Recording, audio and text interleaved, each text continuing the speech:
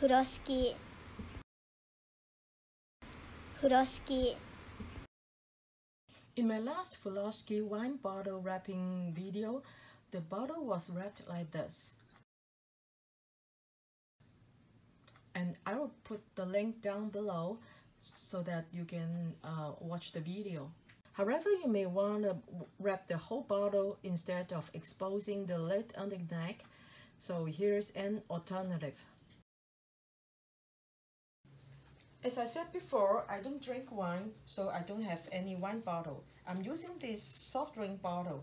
It's about 13 inches tall and the fabric is 25 by 25. You also need a rubber band. You put a bottle at the center, grab two opposite corners,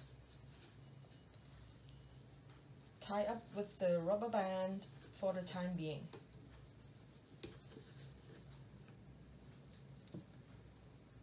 And then, if you don't want the bottle to fall down, just lay it flat, lay it down and grab the other two corners, cross them.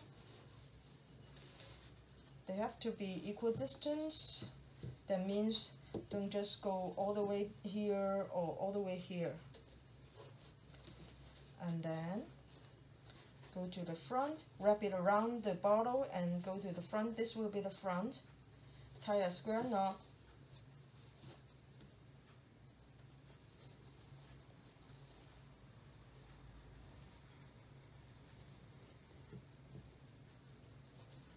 Like so.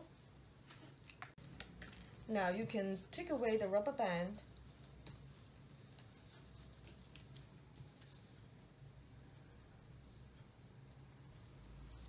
Tie a knot at the top of the lid.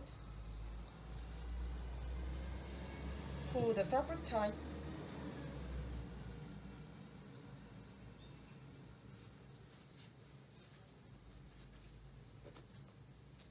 And then twist the two corners or the two flaps in the same direction. And then tie a square knot.